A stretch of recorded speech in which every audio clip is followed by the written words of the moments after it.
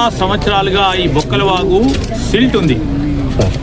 Desilting చేయడానికి నేను మరి కోక్ కంపెనీకి సంబంధించిన అధినేతలను కోరడం జరిగింది.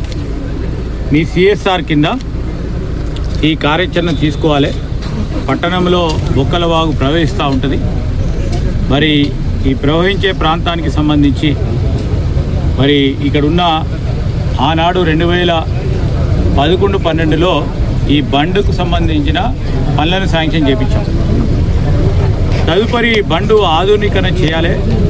ఇక్కడ పట్టణ వాసులకు ప్రత్యేకంగా పొద్దున్న లేవంగానే వాకింగ్, లేకుంటే సాయంకాలం పూట కొద్దిగా లెజర్ టైం ఉండటానికి, పిల్లలకు ఆడుకోవడానికి చిన్నపాటి పార్కును ఏర్పాటు చేసుకొని ఉండాలని, ఈ విధంగా మీరు సహకారం చేయాలని కోక్ సంబంధించిన ప్రతినిధులను మేము కోరగానే మరి వారి వైస్ ప్రెసిడెంట్ అవినాష్ గారు కానీ, ఇక్కడున్న మా హిమాంశు గారు కానీ, ముకుంద్ గారు కానీ వారు రావటం జరిగింది. ఇప్పుడు చూశారు.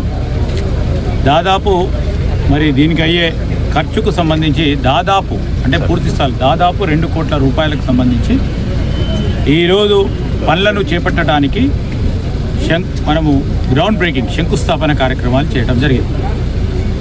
ఒకవైపు పట్టణానికి సంబంధించిన ప్రధాన రహదారి వెడల్పు కార్యక్రమంలో భాగస్వాములు అయితే ఉన్న అక్కడున్న వాణిజ్య వ్యాపారం స్వతహాగా ఈ పట్టణం చాలా రోజుల నుంచి కూడా, ఎందుకంటే తెలంగాణ రాష్ట్రం ఏర్పడిన తర్వాత మనం ఈ విధంగా ఉండాలని, మన పట్టణం కూడా సుందరీకరణగా ఉండాలని, ఆ మిగతా ప్రధానమైన పట్టణాల్లో ఏ విధంగానైతే సదుపాయాలు ఉన్నాయో ఇక్కడ కూడా ఉండాలనే యోచనతో ఇప్పటికే అనేక నిధులను శాంక్షన్ చేయించుకున్నాం.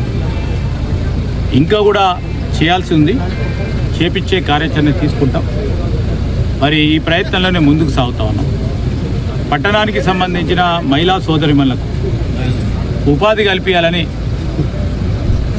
ఒక చిన్న టెక్స్టైల్ పార్కును కూడా ఏర్పాటు చేసుకున్నాం. దాదాపు 300-400 మంది దాంట్లో ఇక్కడ మా మహిళా సోదరిమణులకు ఇప్పటికే మేము కుట్టు శిక్షణకి ఇప్పించడం జరిగింది. రేపు అది పూర్తి స్థాయిలో ఆ పార్క్ ఏర్పాటు చేయగానే వారికి ఉపాధి కూడా కలిగించే కార్యక్రమం చేయబోతా ఉన్నాం. ఒకటి తర్వాత ఒకటి చేసే ప్రయత్నములు మన తెలంగాణ రాష్ట్రం ఏర్పడిన తర్వాత మార్పు చూపెట్టే కార్యాచరణ తీసుకోవాలని ఇలాంటి మరి అందరి సహకారం తీసుకొని ముందుకెళ్తా ఉన్నాం. పట్టణ వాసులకు అందరికీ కూడా మరి తప్పకుండా మేలైన సౌకర్యం కల్పించే కార్యక్రమం తీసుకుంటాం, కార్యాచరణ తీసుకుంటాం. పట్టుదలతో ముందుకు పోతాం.